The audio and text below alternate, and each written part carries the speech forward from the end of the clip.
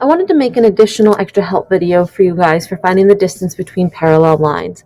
So I'm just going to work through this worksheet here and follow along and see if maybe seeing it a second time helps you really gain control over the concepts and the steps for finding the distance between parallel lines. So some of the objectives that match ours are that we're going to be able to draw a perpendicular line from a vertex to a line. We're going to be able to construct a line that is perpendicular to that. We're not going to use a compass. Determine the distance between a point and a line, and then determine the difference between two lines. So when we say distance, we know we always mean the perpendicular distance, meaning the direct distance. The distance from a line to a point not on the line is the length of the segment perpendicular to the line from the point. And so this time I'm going to choose to use a symbol for perpendicular. We usually draw this perpendicular line from a point called the vertex to a side opposite the vertex. And we call those lines line segments. So let's try some examples here. So this was just to remind you, like if we're going to go from P to RS, that we want the perpendicular line. So even though it's outside of the triangle, it still works. From B to AD, you may find it easier to try to spin your screen, if you can, or spin your paper to try to make that line that's going to be perpendicular. K to HJ is just a line straight down. And A to BC, again, I want to extend BC and have A go directly there, just like that. These are often called altitudes. And we will learn about altitudes in Chapter 5. So let's look at a point on a line on the coordinate plane. In the diagram below, we want to find the measure from point P, which is here in green, to DE. And again, that's going to be perpendicular. The perpendicular line segment is shown in red. So we want to measure this perpendicular distance, but how can we be sure that the two lines are actually perpendicular? We can do a construction of this perpendicular line called the either orthogonal line or perpendicular line or altitude. There's a lot of different words we can put in here, and we're not going to use that process with the ruler and the compass. We're just going to go ahead and look at the slope of DE. So DE, where's point D? Point D is right here. And point E is right here. So we're going to count 1, 2, 3, 4, 5, 6 up and 3 over. It is rise over run. So we get a slope of positive 2. Then we had PQ, which I unfortunately did not draw here. So we can draw PQ. Well, so if the original slope is 2, our new slope is going to be negative 1/2. So up 1, run 2. Up 1, run 2. And I can make that line just like that. And then I am confirming that that slope is negative 1/2.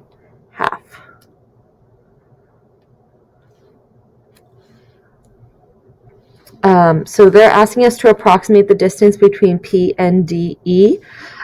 We need 2 points. So what they're saying here is we're going to take 2 lines that intersect. So we had negative 2, 0, which is this point right here. And we had P, which was right here. So those are our 2 points, negative 2, 0, and 0, negative 1. And we can find the distance here. So 0 minus negative 1 squared and negative 2 minus 0 squared is going to be 1 plus 4, which is going to be the square root of 5. So that's when we're kind of given the point and the line like that. But what we're saying now is we need to be able to use a little bit of cleverness, mental grease, and algebra to find the equation of the line here. So we're given line DE. This is a point here, and D is a point here, and again, point P. So we need to do this in a couple different steps. So first step, just like we had done in the last notes video, is to find the slope. So we're going to count our slope. We can use slope formula, or we can draw given the visual.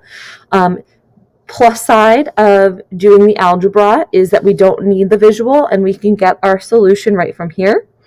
Plus side of having it on the graph is that we can count up and over like we did before, but the downside is you may not have graph paper, so you may not be able to do it this way. Because of that, I do want to do it up here. It is y over x, change in y over change in x.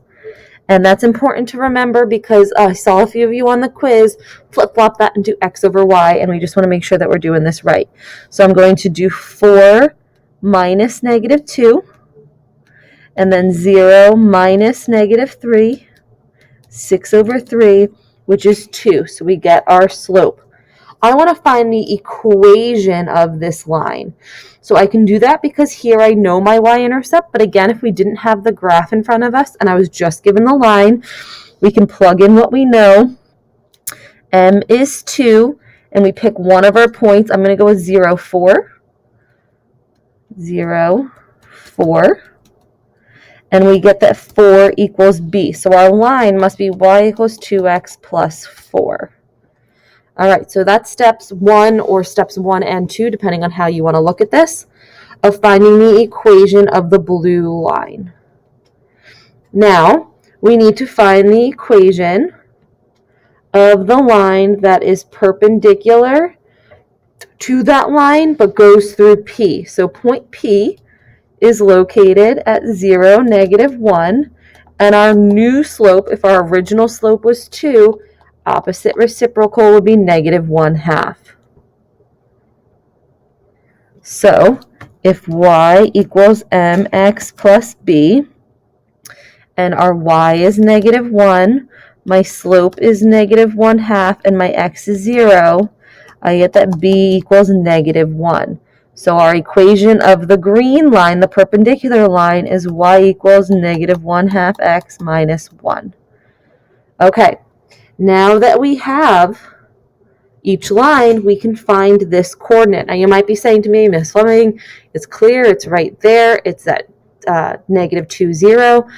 We can see that visually, but again, if we don't have the chart, we want to be able to find it algebraically. So let's solve a system of equations. I have two equations, y equals 2x plus 4, and y equals negative 1/2 x minus 1.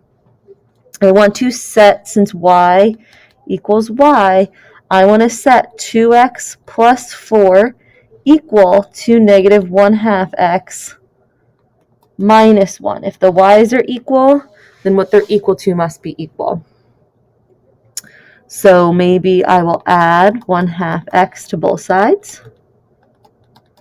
And I'm going to get 5/2 x. And maybe I'll subtract 4 equals negative 5. I can multiply both sides by 2/5. And I'm going to get x equals negative 2. Plug that negative 2 into either of your original two equations. So I have y equals 2, x was negative 2, plus 4, y equals 0. So I get the coordinate negative 2, 0, which confirms what we had on our picture. Again, I know we could see it visually, but we need to be able to do it algebraically for some of those ones that don't fall through perfect positions. So we found our original slope. We found our original line, the blue line. Then we found our perpendicular line, and we found where they intersect. Now we have two coordinates. I have P, and I have where P intersects the line.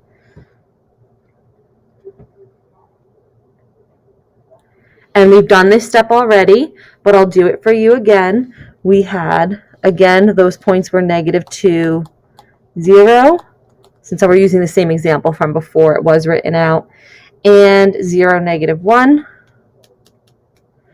And before I did it using distance formula, here I want to show you using Pythagorean theorem.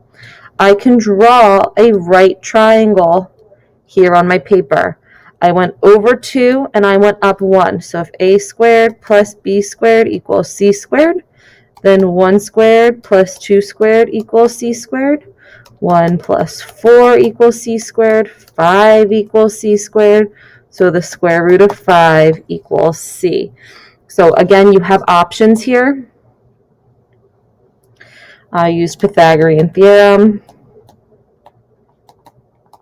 and we still got the square root of 5 as our answer. Okay, so there are your steps again. There is a third way. There is actually a really long formula that you could use when doing this. I am just going to put a big X through that and properly cross it off, because it, to me, is the silliest way of doing these problems, because we want to avoid formulas, because formulas don't show us what we actually know. All right, I want to do one more example for you guys. This one's slightly different because now instead of being a point in a line, it's a distance between two parallel lines. So we're going to go through all of those steps. And step 1, if you recall back to the first time we worked on problems like these, step 1 is to find a point on one of the lines. So I'm going to take y equals x plus 4, and I'm going to find a point on that line. And I'm going to choose this one right here. Zoom in so you can see it. I'm going to choose this point, which is 0, 4. I like to use one point where 0 is a coordinate, and that's just an own preference of mine. So that is step 1. Step 2, I don't want to use red. Step 2 is to find the equation of this line that's going to be perpendicular to our line and go through the red line. So step 2 is going to be perpendicular to this line, okay, and goes through the points. We have y equals x plus 4, and we have the point 0, 4. So perpendicular to that, if it's 1, it's going to be negative 1. So y equals mx plus b. 4 equals, where'd my negative go? Negative 1x, which is 0, plus b, which is just going to be 4 equals b. So the equation we want is y equals negative x plus 4 is the equation of this orange line right here.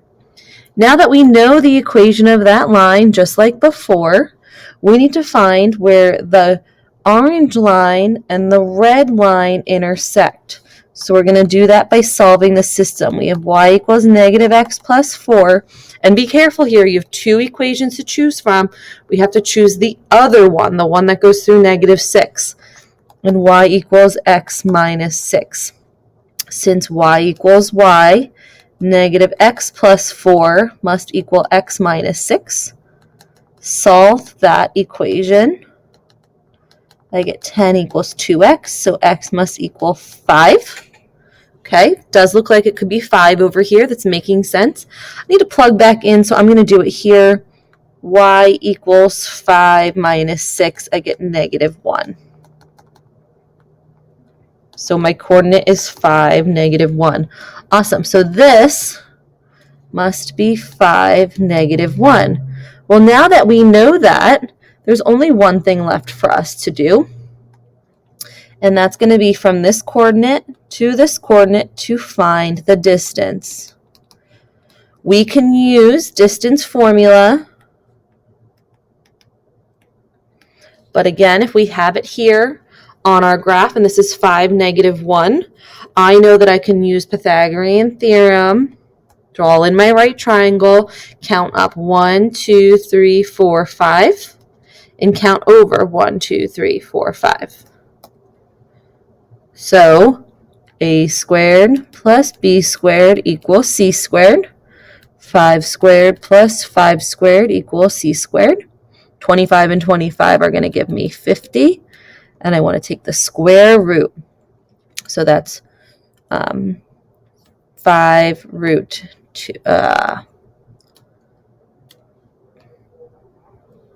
5 root 2 units. Okay, I hope you got some value out of this secondary explanation today. I really think that using colors, having clear notes, maybe you want to write yourself up a step-by-step guide. Step 1, do this. Step 2, do this. We did kind of do that for you up here for the finding the distance between a point and a line. So you can see the processes themselves are very similar between point in a line and parallel lines. Just with a few little tweaks, but the total understanding is really unique, and you're not sure which one you're going to get when you go to take your test. Is it going to be a difference between parallel lines or point in a line? So you want to be fluent in both. Hope this helps.